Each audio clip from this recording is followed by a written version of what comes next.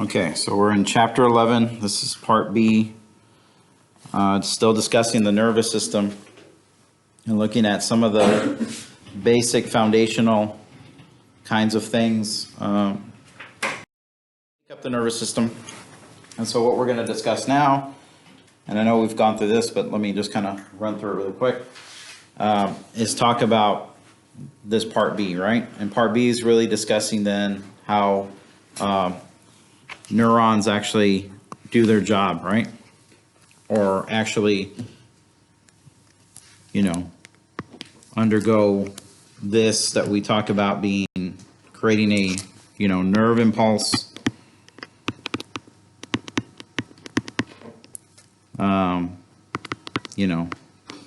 electrical signal.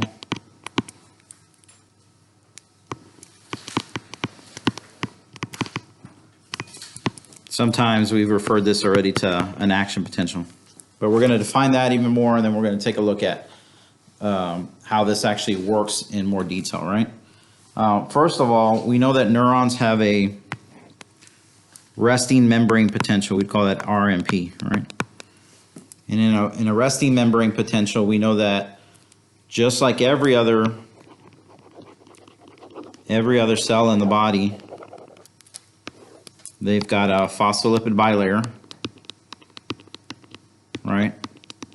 And that phospholipid bilayer creates a concentration gradient with all different types of chemicals, but one being ions, because that's in particular what we want to concentrate on, and we know that it's positive on the outside and negative on the inside, indicating the charge, right? From the outside to the inside of the cell. This would be intracellular fluid. This would be extracellular fluid. Just to put in perspective what that means, right? So we know this to be the resting membrane potential, and if we actually measured this, this would be measured in what we call volts, and in particular we use millivolts to describe then this this change, if you will, right? Okay. So then we know that, again, positives and negatives, and in particular we're talking about ions, are attracted to each other. So they're going to move towards each other if left uninhibited, right? We just leave them, put them both together in an experiment. We know that positive charged ions and negatively charged ions will attract each other, okay? When we separate them, we create potential energy.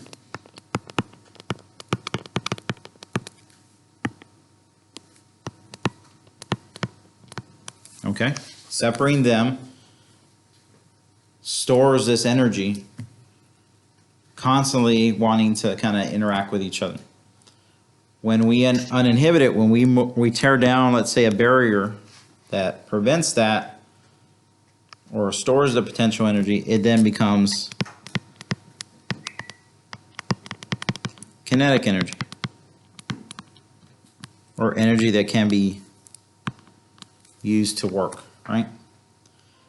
And in fact, it's very simply, this is what happens when electricity forms inside of a neuron, right?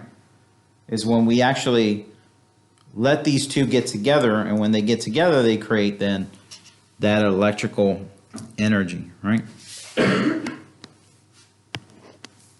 Okay. Now, this is carefully controlled, and this is kind of the whole theme of why we're talking about this, because it's carefully controlled through a process of letting stuff in and out of a neuron, okay? So what is voltage?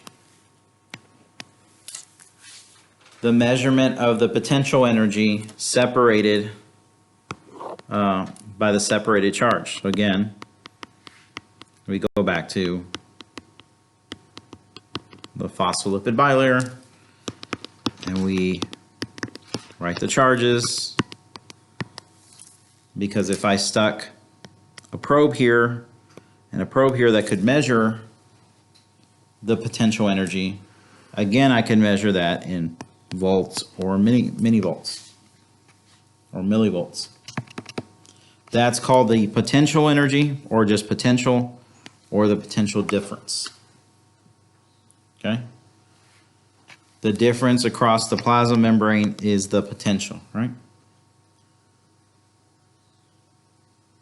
The greater the charge difference between the points equals higher voltage. So voltage goes higher, the greater the charge difference. Okay? Current is that flow of those charges, or the ions, between those 2 points. So we've seen this before, but we know for a fact that if this was my phospholipid bilayer, we'd have these integral proteins, and on occasion the integral protein will be open when told to do so, allowing, for example,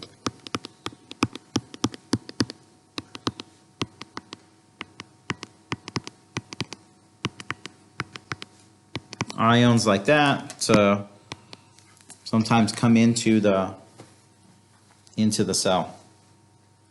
That flow of ions either going this way or this way is what we call the current.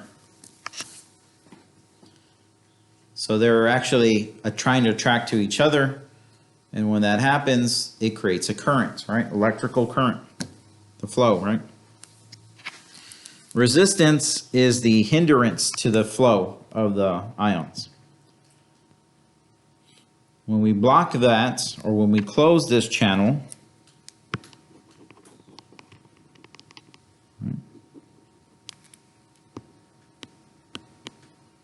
like let's say we're doing here, the channel closed and the phospholipids are considered resistance. That's the hindrance. And so if you're an insulator, you have high resistance. Things like plastic, rubber, elements like that, or compositions like that, actually act as a high resistance. A conductor, like metals, for example, have low resistance.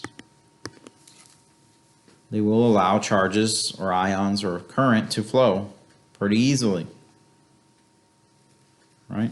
That's why we use metal, for example, to conduct electricity. Copper, aluminum, gold sometimes, etc., etc. Okay? So Ohm's law says current is equal to voltage over resistance, and that says that the greater the voltage, the greater the resistance, greater the current. The greater the resistance, the smaller the current will be. Because we're measuring current. That's the liberation of energy. That's the energy measurement. That's why we were talking about current and what is related to current. Okay? Higher voltage means higher current. Higher resistance, which means we block more of the flow, then that means going to be a lower current, right? We call this directly proportional versus inversely proportional. Okay? Again, just a little background on that, right? So one of our resistance, because resistance is part of that whole process of electricity, one of the characteristics of resistance is these ion channels. And if you recall from the muscle tissue, ion channels are channels in the plasma membrane, which I just drew. It was like that thing. In the plasma membrane, okay, that are selectively permeable, right? So we got to go back to that, theme, right? Selectively permeable means that channel when open, will only allow certain things to pass through. And if it's a selectively permeable membrane that's an ion channel, it's only going to allow certain ions to go through. And there are some, they give you an example, right? A potassium ion channel only allows potassium to go through. That's why we name it potassium ion channel. And so obviously there's different ones here. The one that you're looking at below is a gated channel. The one down below can be open through interaction with a chemical, through interaction with a bit of electricity, or physically pushed to allow that gate to open up.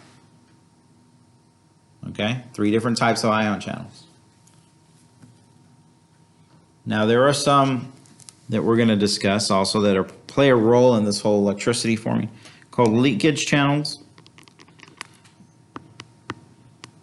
And leakage channels actually always remain open, like we'd see here. So they're always having flow coming in or out. We're always seeing that occurring. So they're going to be leakage channels in reality.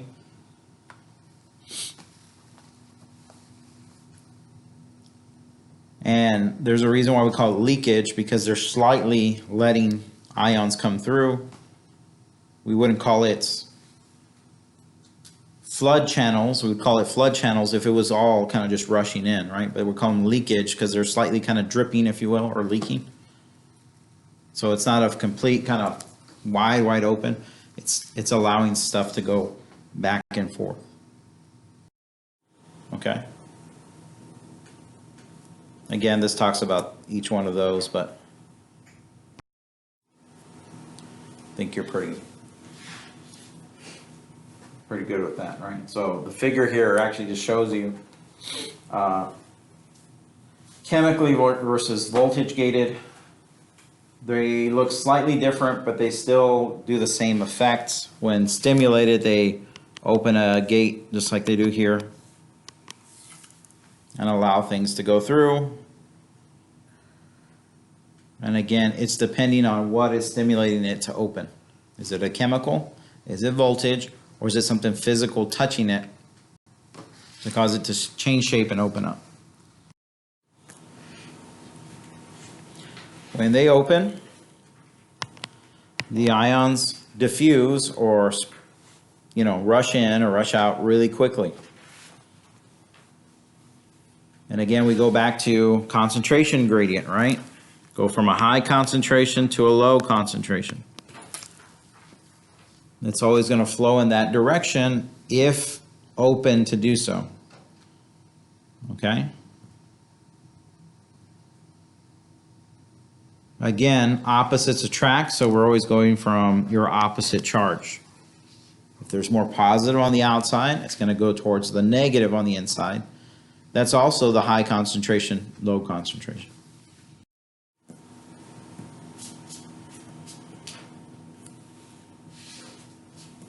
And so when we talk about the electrochemical gradient, that's the electrical gradient and the chemical gradient combined, right?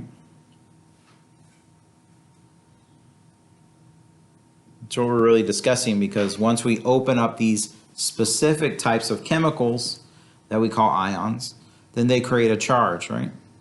Chemicals creating charges or creating energy.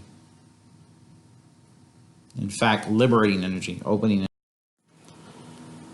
Okay, and as I mentioned, a voltmeter is what we've used before in research to actually give you this information that you see here. And I also mentioned that resting membrane potential can be measured, and that's a normal thing when the gates are closed and positives on the outside, negatives on the inside. And for a neuron, it's approximately negative 70 millivolts, right? That is our resting membrane potential.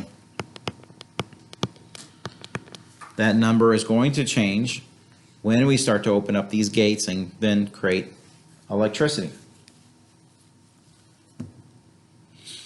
As I mentioned, inside the intracellular fluid, the cytoplasmic side, that's more negative than there are on the outside, which is more positive. And in fact, there's a range, if you will, from -40 to -90. That's actually resting membrane potential.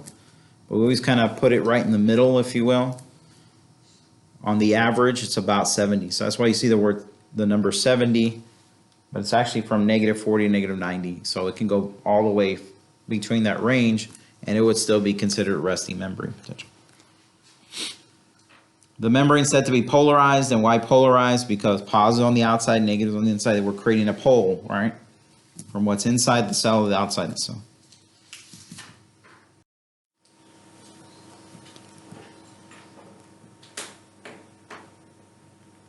So how do we create the resting membrane potential, or the potential in short? What you have on the outside of the cell versus what you have on the inside of the cell as far as ions. And then how permeable are you, and when do you actually change that permeability? Those are two big things, but obviously that's common sense because you're already looking at this. This is kind of what we've already been talking about.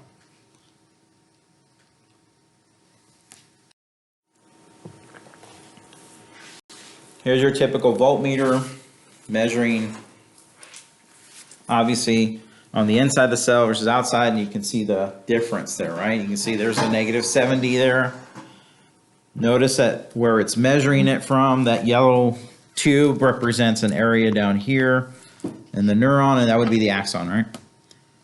We're measuring the axon,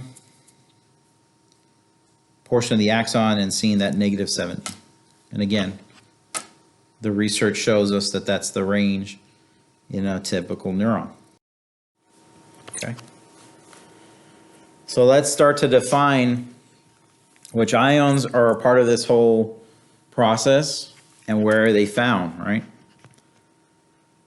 So the extracellular fluid has higher concentrations of sodium than the intracellular fluid. Okay? There's more sodium, and I'm going to draw this, but again, there's a figure in the book that shows you this, and we'll see it in just a second. But drawing helps, and I'll do exactly what they do in the book. Okay. Notice the font is much bigger on the extracellular side than on the intracellular side. And the reason why I drew it big font on the outside, little font on the inside, is because to tell me that there's more sodium ions on the outside than there are on the inside. Okay? They can be balanced by chloride. So chloride also, Cl minus, can be found in both places, and they actually balance out the ion concentration. Okay? But it doesn't play a huge role right now, you know, in this whole process, right? So the opposite is true for potassium, okay?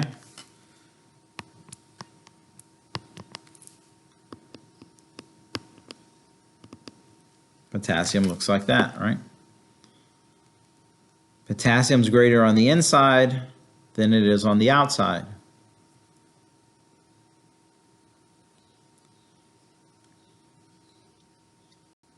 Potassium does play a big role in the membrane potential that we see here.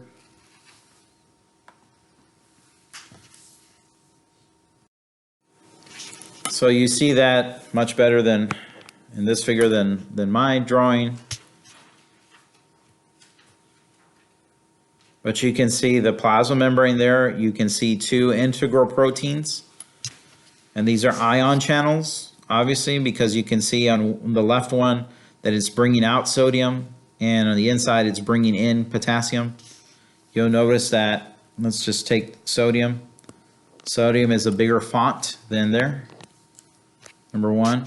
But they even put in a measurement, and you don't have to know the measurement, but it tells you that 140 millimoles are on the outside of the cell, and 15 millimoles of sodium are on the inside of the cell. Obviously, the bigger number indicates more of them. And the opposite is true, potassium on the outside versus the inside. Just to show you again what we just kind of discussed, but the figure shows you that there. Okay? Now we're carefully balancing this out. And obviously, there's going to be shuttling in certain ions to keep that kind of concentration outside and inside relatively the same.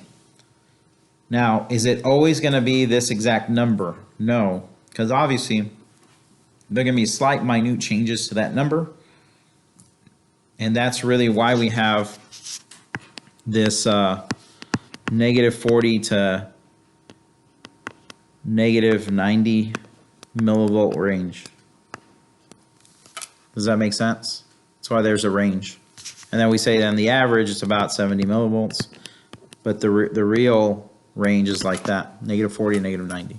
The reason why is because there are ions going back and forth, and they're going to slightly change that number. A number will go up and down a little bit, but it'll stay around that.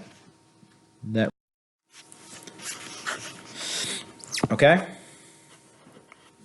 Okay, so in the plasma membrane, let's just take a look at the permeability of the plasma membrane of a neuron, obviously.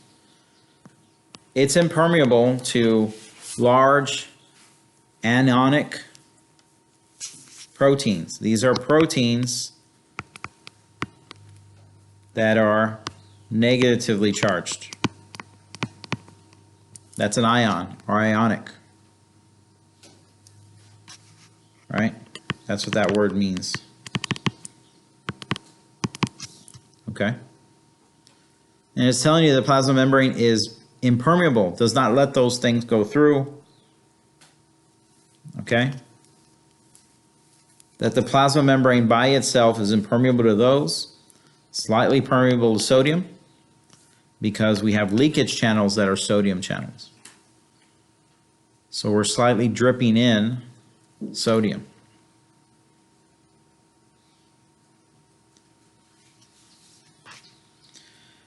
It's about 25 times more permeable to potassium than to sodium, because we have more leakage channels for potassium. And since the concentration gradient of sodium is higher on the outside of the cell, sodium goes in, potassium goes out. And still, it's carefully balanced. Even though there's leakage channels, even these channels that are slightly open are slightly dripping in and out, these are still balanced really well. But there's still a range. Again, that's what we're talking about in this range. Okay. Notice that it says ATPase, which means it uses ATP to pump physically ions back and forth. Does that make sense to you? ATP gets used there. If we're using a lot of ATP for that, just that alone, well, we're already using a lot of energy to do that. That is why we need a ton of oxygen and glucose for the neuron. Remember we talked about that in part A. The neurons survive on oxygen and glucose, and when you take those away, you won't be able to do these kind of things, including pumping back and forth sodium, potassium. So a lot of action is occurring in a neuron, okay? So how do we change the membrane? We're finally getting to how we changing it, generating an electrical signal. Well, of course, you change the concentration of ions on the inside of the cell. You do that through changing the permeability. When you do that, you liberate the energy, and we have these two ways of measuring energy, right? A gradient potential and an action potential. Now, the action potential is the same one we saw when we heard the action potential arrives at the synaptic end bulb, right? In a muscle. Remember that whole thing? That we saw that, and we saw that, and there's an arrow, and I put action potential rise, right? So we know that that's the electrical signal, and then if I drew this down here, that would be the muscle, right? All that kind of thing. And the vesicles, again, I drew that yesterday. But that's the action potential, as an example. We've seen it before. An action potential is a long distance signal. And this is happening in the axon. Okay? It's coming down the axon. And that's an action potential. Now, what you did not know is that there is another signal that we don't call an action potential, but we call it a graded potential. But it's an electrical signal. The only difference is going over a short distance, and you don't find it in the axon. You find it in other parts of the neuron. Like, for example, the dendrites. Could be an action potential there, or a graded potential there, excuse me.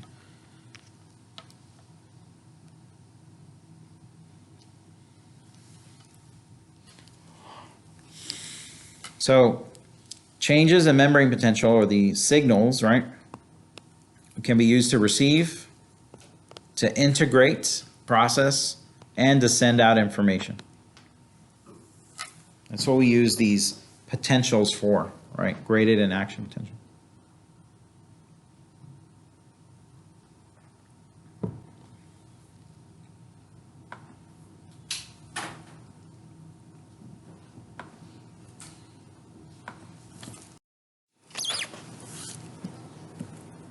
Okay, so we've seen this before, right? Depolarization.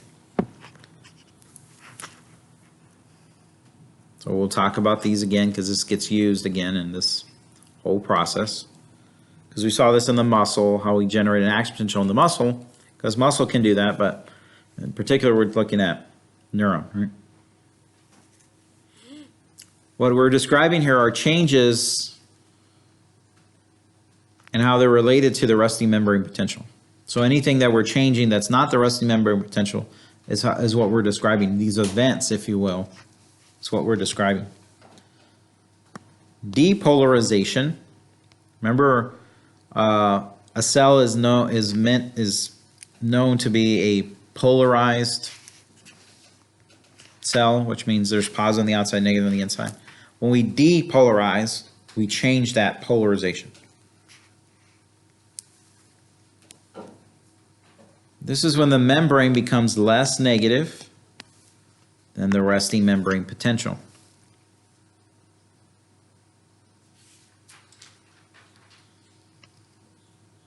Okay.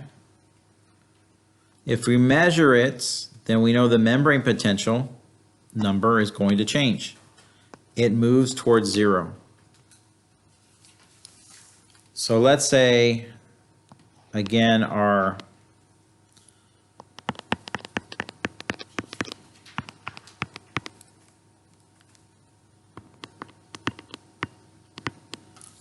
there's our resting membrane potential, right? Okay, positive on the outside, negative, okay. Then I see that the membrane is in depolarization because we've changed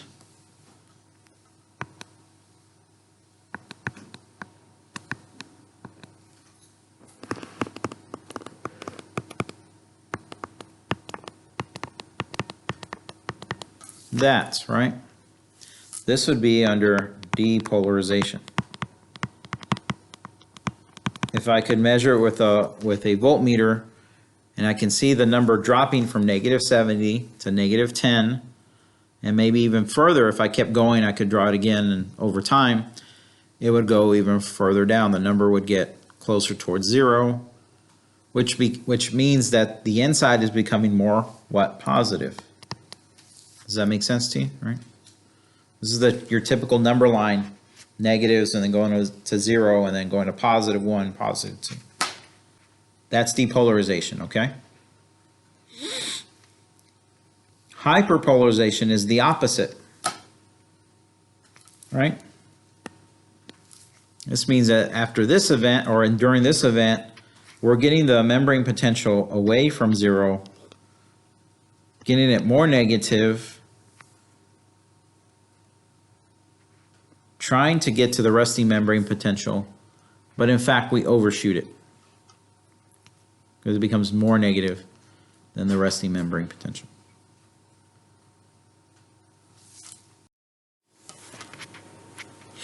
Again, this just shows you what I showed you, but in a graph, right? This area right here is depolarization, because here's resting membrane potential right at 70. That's why the line is straight. And then it goes up just a little bit because it's going less negative, right? And then it wants to kind of go back, and so we could see hyperpolarization because it's becoming more negative here, right there. Okay, that's depolarization versus hyperpolarization in the graph, but you can see the numbers changing. Okay.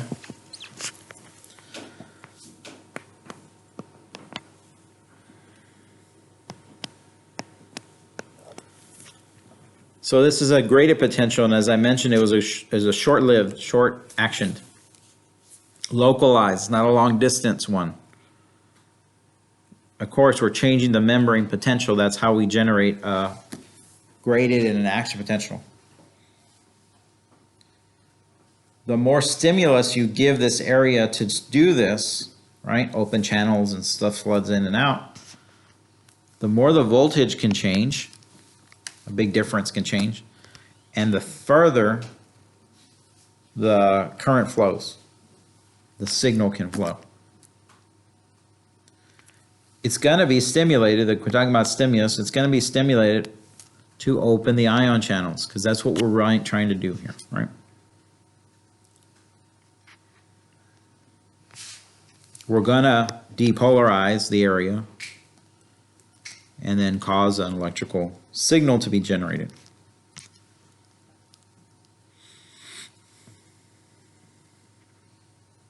So you can name graded potentials depending on where they're at. So we'll just look at this one. This is a receptor potential. This is a graded potential at the receptor side of a sensory neuron. What do sensory neurons do? They sense, right? These are the ones that are found, I don't know, stuck in your skin level, your integumentary. They're found in your joints, in your muscle, lining your bloodstream, digestive system, urinary bladder, all those places, right? On and on and on. They're sensing, sending information again to the spinal cord and brain, right?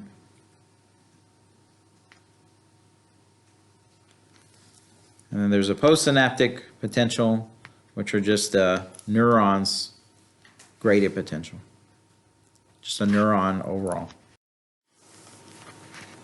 So here's what we mean, right? This is part of the membrane of a neuron. We haven't defined what part of the neuron this is, nor do we need to actually figure that out immediately right now. But the red little arrow represents the stimulus. Now the stimulus can be voltage, could be mechanical, could be even chemical. Does that make sense to you? Any of those things can be this. Okay? And we don't care right now. We just know it's a stimulus. We just know that it's going to get the membrane and those channels to open here. And the reason I know it opens there is because there's a negative there, and now there's a positive inside, right? Well, what has actually happened that you don't see? The channels have opened up, letting ions from the outside in, causing what we call depolarization.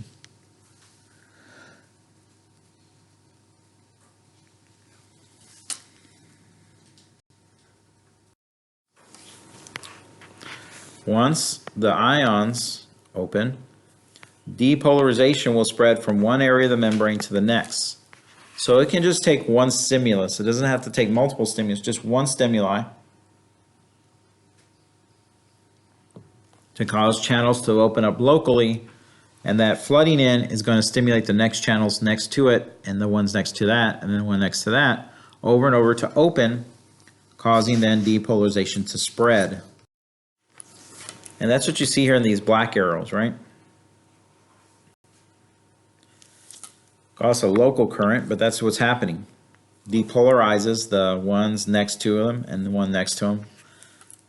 This is called a wave of depolarization. That's what we're seeing. Notice that the color is changing from yellow to red, and that all that is just to indicate to you that there's some kind of change, right? Ion changing. You can also see the positives going inside. So we're seeing the ions opening and allowing ion channels open. Current, which is measured, right, as millivolts, will flow. The flowing of ions will flow, but it quickly dissipates, kind of dies down, decays, breaks down. And that's why graded potentials are very short, because they have this type of characteristic that when they do this, they open up and they'll stimulate, but then as they carry down the plasma membrane, they actually tend to kind of weaken and then stop. So the signal is a short signal.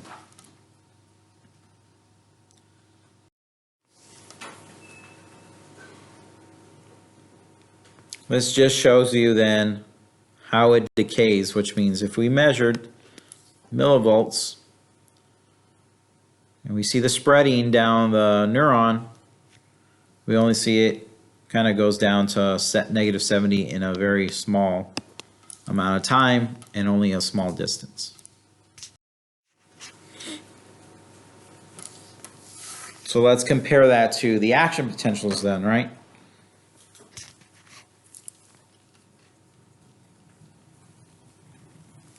This is the main way to send a signal, long distance. We have to mention that the muscle cells do this, right? Remember, muscle cells create their action potential. They have the capability of doing this. So only those cells do that, and only a certain part of the neuron, which is the axon, does or can have the capability of creating an action potential.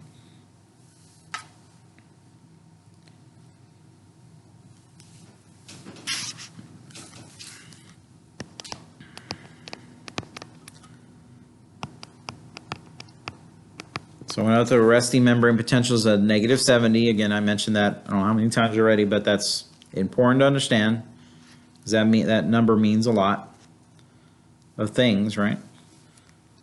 But in action potential, you can actually change this all the way to about 100 millivolts. That's not negative, that's 100, that's positive 100 millivolts. There's a big difference. There's a big change in voltage here.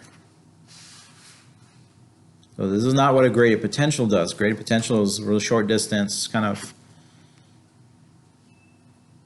not as strong. This one is very strong, and it has to carry a long distance. It does not decay like a graded potential does. Okay? This is the type of potential we describe when we're describing or talking about a nerve impulse. A nerve impulse is an action potential. And again, voltage-gated channels we're discussing here, right?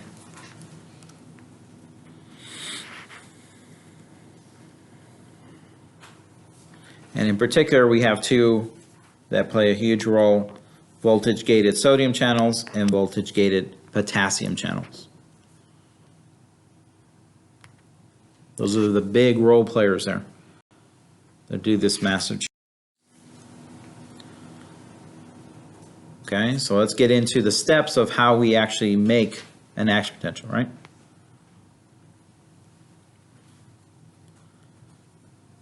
The first step is the resting membrane potential. This is what we're seeing at the beginning, right? Resting state. And at the resting state, all the gated sodium and potassium channels are closed completely. There are leakage channels here. Remember, don't forget those. And those leakage channels are open. Okay? Remember, they're the ones that maintain the resting membrane potential is where we're at, right? Let me just put again, negative 70 millivolts. Okay?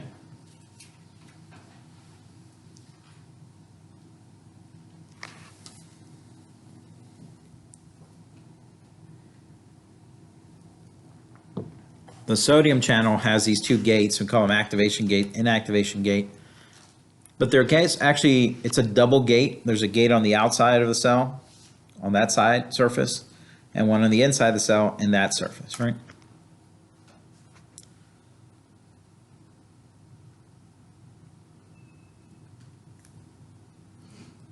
The potassium channel only has one gate, and it's closed, obviously at rest, at the resting membrane potential, and will open slowly, okay?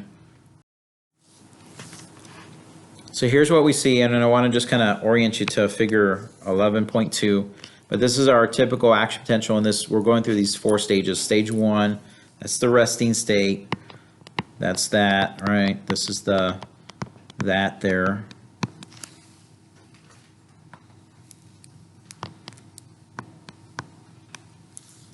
Okay, we see the sodium channel here and the potassium channel here, okay? And we see both of those closed. We see up top, we see the measurement. So if I have it on a graph and I measured millivolts, this is kind of where the purple is. This is where our resting state is, negative 70. Everything's closed. The leakage channels are open, but they don't show those here. So step number 2 is depolarization, right? Depolarization starts when the sodium channels open. Sodium rushes in, right? Both gates on the sodium channel open up.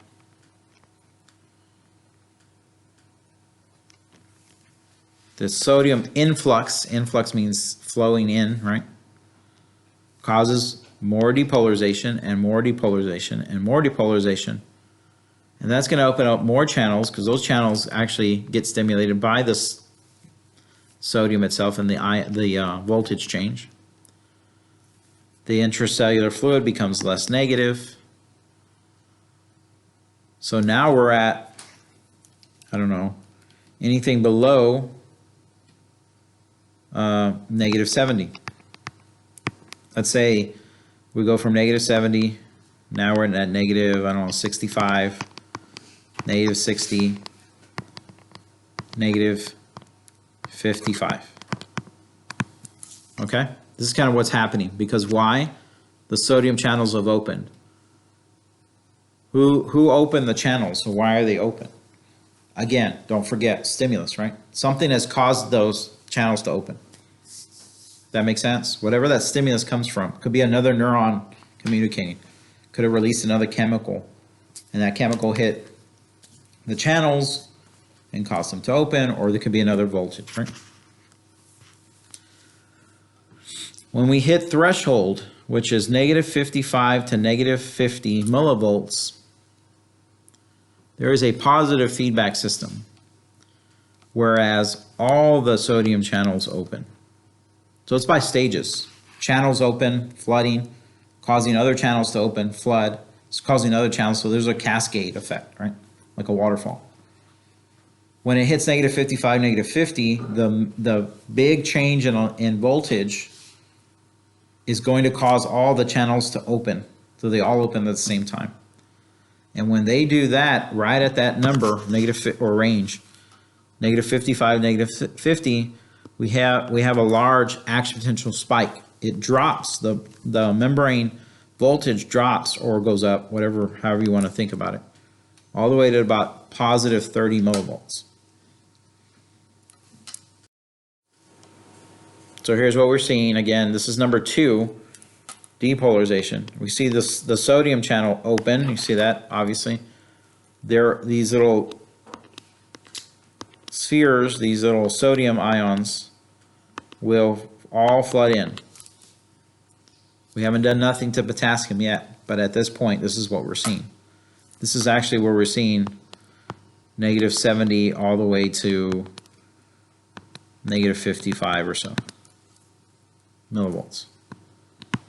And in the graph up here, if we're measuring voltage change, we can see this spike going up. You can see the purple line going this way, because this would indicate on this side negative 70 here, negative 65, negative 60, negative 55, negative 50. Let's say that. We're going all the way up. Okay? The third step is repolarization. That once we have these, all these channels are open, and we have that spike,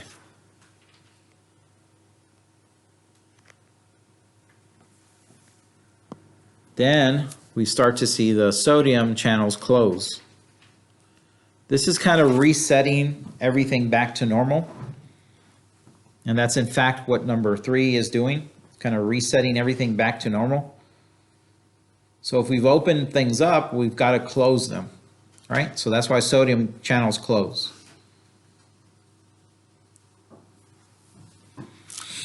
The permeability declines to a resting state. The action potential spike stops rising, starts to fall.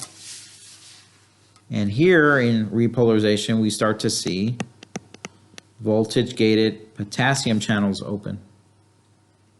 And potassium goes outside, from the inside of the cell to the outside of the cell. Again, we're going back to resting membrane potential.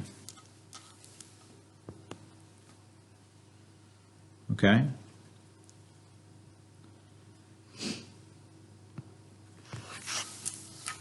Now you might want to ask yourself, why wasn't just picked one ion instead of 2 ions? Why is it now potassium instead of sodium?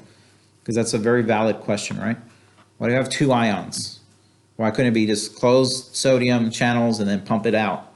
Let's start over again. Well, the reason why is because it actually takes more work for sodium to pump out. If we brought it in and closed it to pump it back out, than it just is to open the gate up and let potassium go out.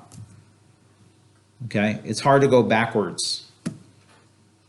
It would take a tremendous amount of energy and time, and that time would delay the neuron to restart or to get it back to normal. That's really the simple explanation. And so this part of the figure shows then repolarization. Here's potassium going out, right? Getting everything back to normal. And you notice up top that the spike has stopped and then kind of going down because we're measuring millivolts. So it's going back to almost normal. And I want you to notice something right before we kind of go to the next part of this stage is that, right? Notice how the purple is going to lead past the original number here, right? See how it's going slightly down? Well, because we overshoot it, and that's really what our step is, right? Hyperpolarization.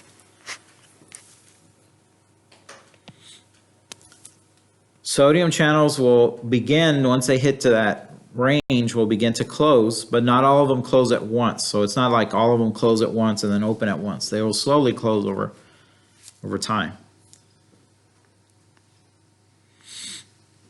So the reason why you see this hyperpolarization is because some of those channels are still open, so they overshoot it, right? And so the inside of the membrane becomes more negative than the resting state, so it goes slightly below the graph, or slightly below resting membrane potential.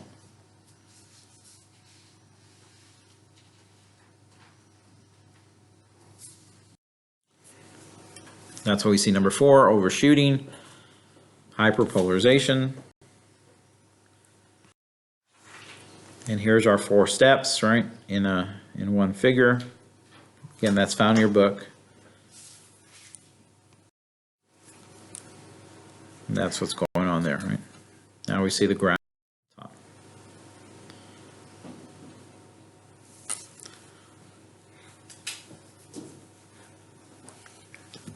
Obviously, if we have hyperpolarization,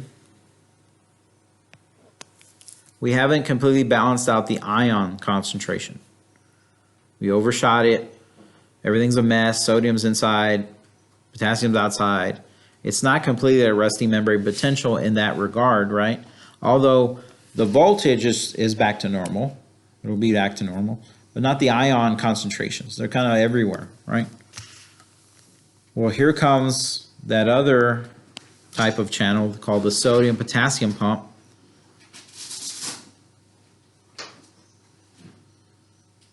That's going to restore the ionic conditions. So it's going to pump sodium out and potassium in and get everything back to normal, and it gives it time to do that, right? So that's what occurs as well. It's going to be there to kind of get every ion conditions back to normal.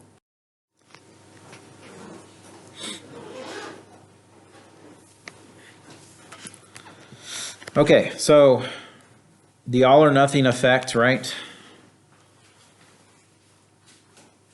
Got to talk about that one as well. Which means this, right? That if you depolarize, it's not always going to lead to an action potential, not all the time. For an action potential to occur,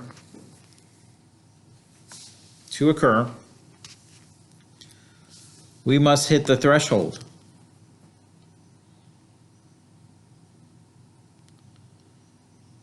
We must hit the threshold to then generate an action potential.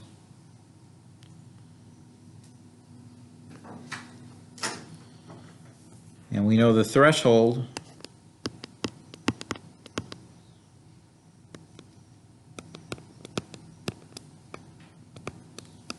is negative 55 to negative 50 millivolts. Once we hit that number, then an action potential will happen completely, right? And so an all or nothing effect basically means either an action potential will happen completely or it doesn't happen at all. Depends if you hit the threshold.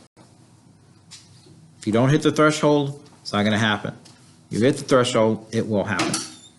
That is the threshold of the minimum number we need for that to occur.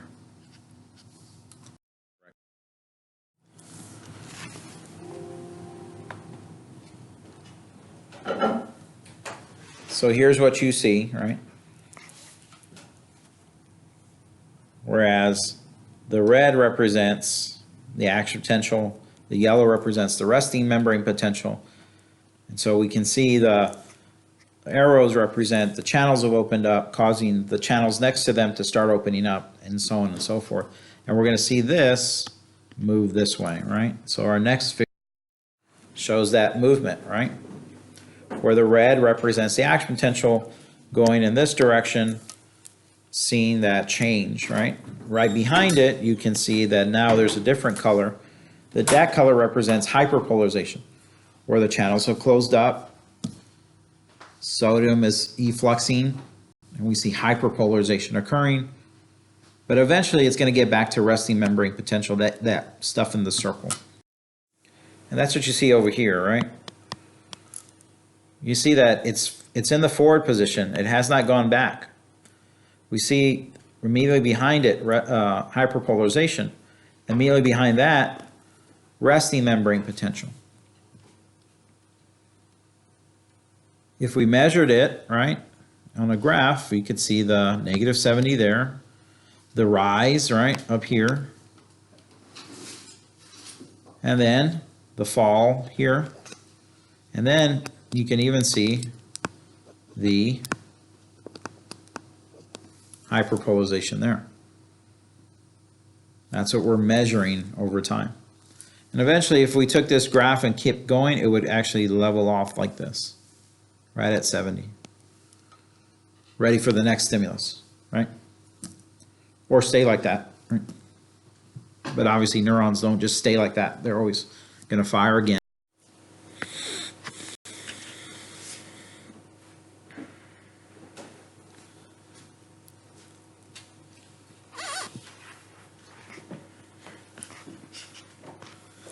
So how do we interpret this information? I talk about how does for example, the brain or the spinal cord interpret this information, right? All action potentials are alike. They're all going to send a signal exactly like this. There's not going to be a strong current and a weak current.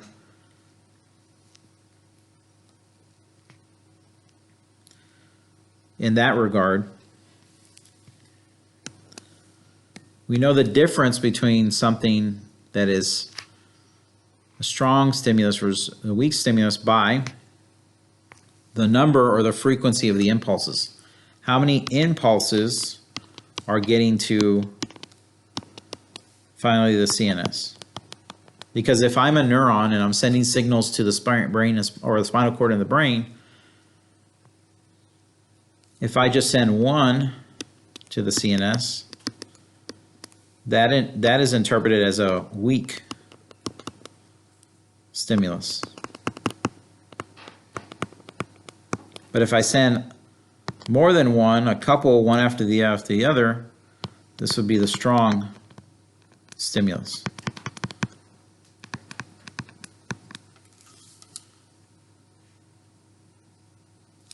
Higher frequencies, which means the number, right? Number of action potentials, means stronger stimulus to the CNS. Do you understand what I'm saying? Every action potential gets to that number, goes down. In no way is it a higher stimulus in that regard. It doesn't mean like there's depolarization that's much, much stronger. It's all going to be depolarization in the same fashion. It interprets a strong stimulus in the CNS by how many you do it one after the other. Like those arrows up top. One arrow represents just one signal to the CNS, let's say from a sensory neuron. 4 represent there's one signal sent and then one after that and one after that and one after that. And that tells the CNS, oh, that's a stronger stimulus. What's the stimulus? I mean, you can use any example you want. Let's say it's, this one's an example everybody can use, right? Heat, right? Let's say the sensory neurons in your hand measure heat, right? They're going to sense heat. And if that heat has a weak stimulus, maybe it's a warm, I don't know, something warm, like warm water, then maybe it'll send a signal like this one up here on the top. Let's say this is warm water on your hand. Okay? Does that make sense? The sensory neurons on your hand are going to just send one signal that says warm water, right? But let's say down here this is boiling water. And once your hand touches that boiling water, it's going to send signal after signal after signal, one after the other. And your brain is going to interpret that as, hey, that is really, really, really hot water. That's how it will interpret it, based on how many signals that the sensory neuron is sending, one after the other. So if like you put your hand on top of the stove and you don't realize it, is that like something wrong with your CNS or something? Not necessarily. So it just depends on how much stimulus you're getting. What sensory receptors are you using? Because a lot of times we won't see it or we won't hear it. We'll feel it, and so those are the only sensory neurons that are firing. And so there's a delay because they're only using that. Now, there's a big difference between I'll touch the stove and I don't even know the stove's behind me. Let's say I just put my hand like this by accident. And there's a delay and then, oh shit, I burned myself, right? There's that. There's a big difference between that and let's say I see the stove. I've already tied it to memory because my eyes are already perceiving that because that's stimulus already, right? And I can see that the stove, let's say it's a gas stove, so you can see the fire already. Oh, I know that that's really, really hot already because there's some experience before that my brain has processed that memory already. So maybe that's already there. Or maybe I hear something cooking or something like that. And then I go touch it. Your sensory neurons are going to be much faster because you're already kind of like setting it up to perceive it. Does that make sense? Yeah. That's when you accidentally do that and there's a delay or something like that, that'll occur. Right? So this just shows you then action potentials, right? There's a big difference, and this is kind of what you would see if you have one after the other, or you can spread them off. If you were just to measure that, you would see the, depolarization, repolarization, one after the other. Okay, there is what we call a refractory period. There's a period in a neuron's time where you can't trigger another action potential. There's a small delay, and that's normal for every single neuron. This occurs when those sodium channels are open. So once they're open, and once they're all open, there's nothing else you can do. You can't send another stimulus right after that and say, open more because they're already open. So they can't respond to another stimulus. So there's a very, very, very small amount of time that there's a delay, or what we call the refractory period.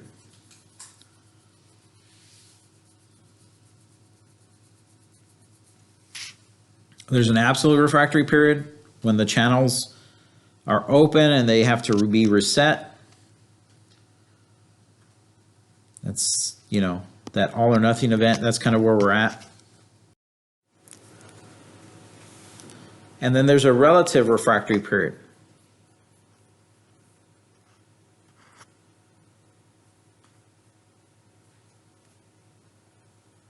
This is where those channels, most of the sodium channels, are returning to their resting state. Some of the potassium channels are still open. Repolarization is occurring. So a really, really, really strong stimulus could actually open the channels up again at this point.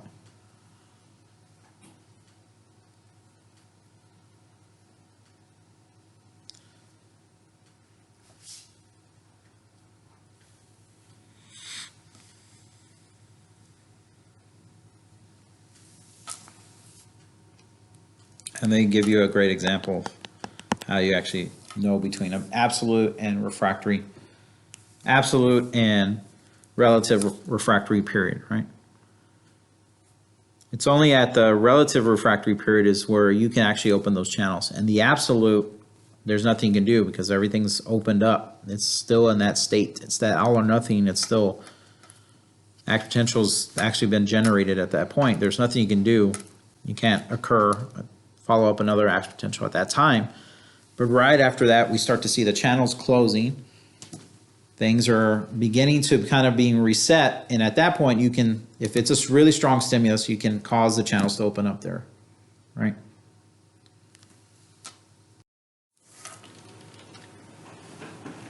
So if our graph helps you, this is kind of what you see, right? And the absolute refractory period, which is in green, you can see where we're at the -70 stimulus. We've already hit the 55, so we're starting to see this depolarization occurring here. Nothing you can do. You can't send another stimulus there. We hit that right there. And at this, we're starting to see things close, and that's the absolute. You can't do anything about that. You can't send another stimulus here and cause this to go even higher, right? That doesn't occur. There's nothing you can do about that. But you can, once it gets to this area here, relative refractory period, you can stimulate again. Let's say you want to stimulate this arrow represents another stimulus right there, you can stimulate right here and cause this to go back up and do this again. Does that make sense? At that point, if it's got to be a really strong stimulus to cause the channels to open up and this to kind of go back again and do this kind of shooting up. Okay? All right. Action potentials will only occur in the axons. Again, no other area of the cell, not the cell body, not the dendrites, not the terminal ends or anything, just in the axons. And the velocity, or how fast that action potential goes down in an axon, is going to vary.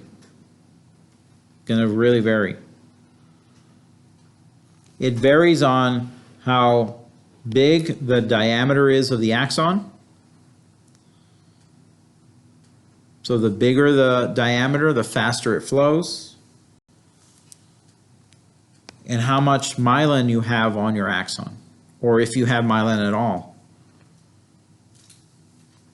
Because myelin actually helps out a whole bunch. Continuous conduction talks about the velocity or how fast the action potential moves down the axon, which it moves slow in continuous conduction because these axons are non-myelinated. Because remember, not every axon of every neuron is myelinated. Some of them are not myelinated. So we have a slow conduction. Saltatory conduction occurs in those myelinated axons, and it goes much faster, about 30 times faster than a non-myelinated axon. Remember, myelin sheath is an insulator, right? The charge doesn't leak out of the cell, stays kind of concentrated in there because the myelin is actually made up of lipid, and that blocks the electricity. It's kind of like your plastic on your electrical cord.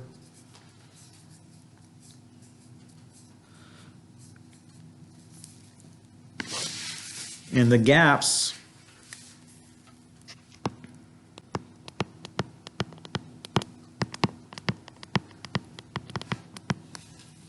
or the nodes around the air, it's where you're going to have those sodium channels in a myelinated axon.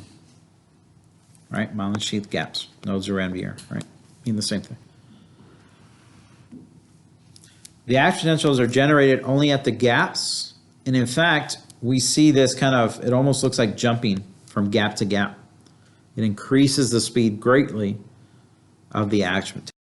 So in figure 1114A, we see one that's non-myelinated.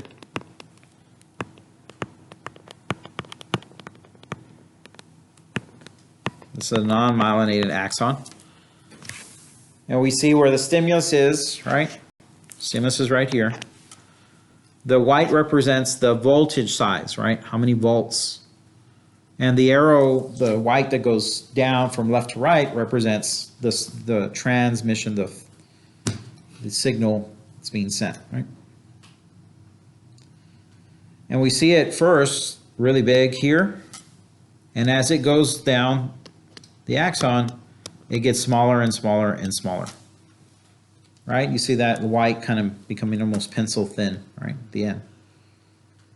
Because a non-myelinated axon causes this kind of voltage decay, kind of like what a graded potential does. But a non-myelinated axon, it kind of does the same thing. It's over a long distance, but it still does nonetheless that.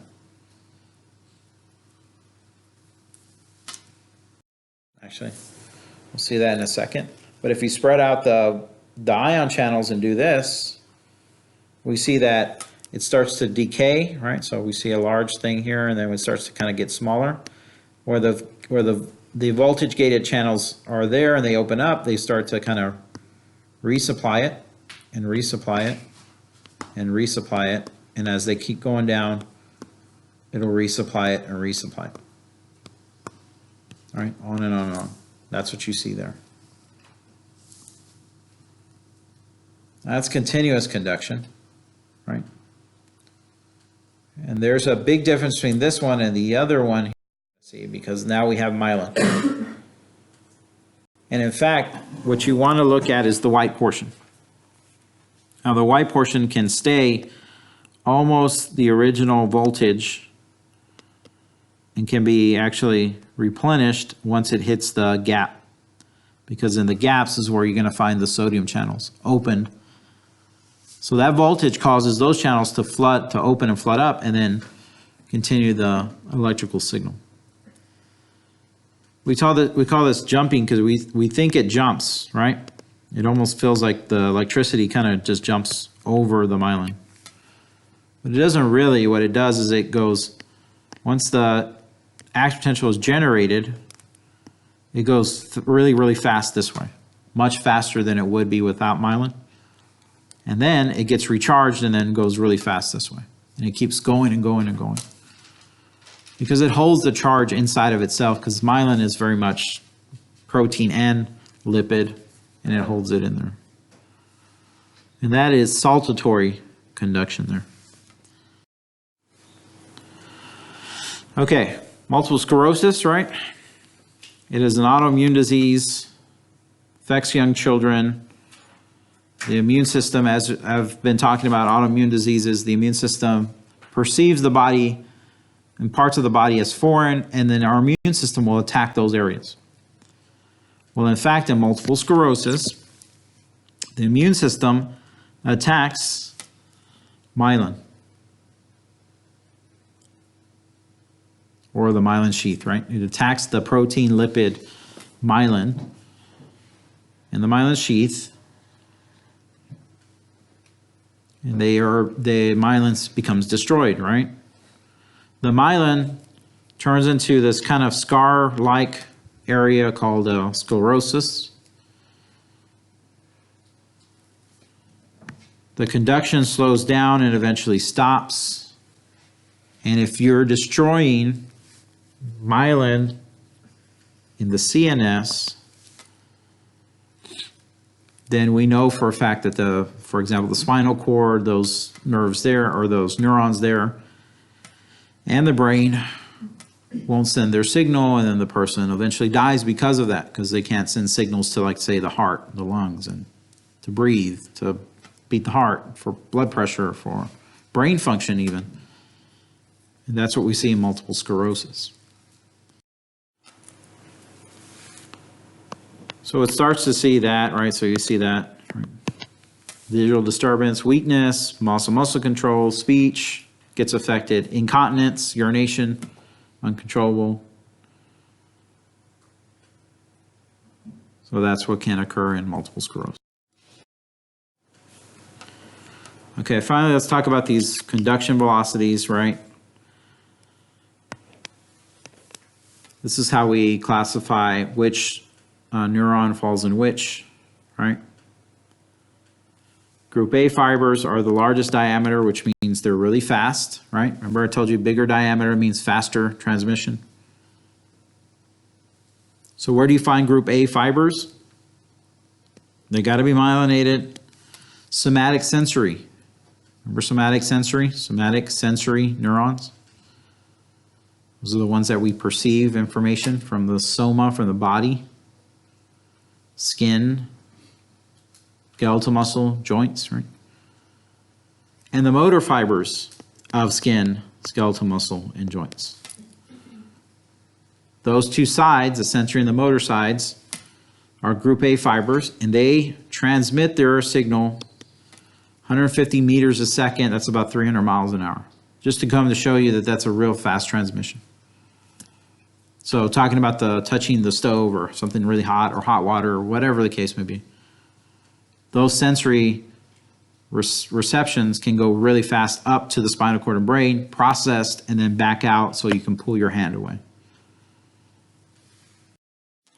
Group B fibers are intermediate diameters, lightly myelinated, about 15 meters a second, 30 miles an hour. Group C are the smallest, unmyelinated, 1 meter a second. Goes to show you that myelin is really important. Group C, Group B and Group C are ANS, motor and sensory fibers, autonomic nervous system. And the ones that are autonomic for, I'm sorry, excuse me, visceral sensory and visceral motor functions. That's inside your body. All right.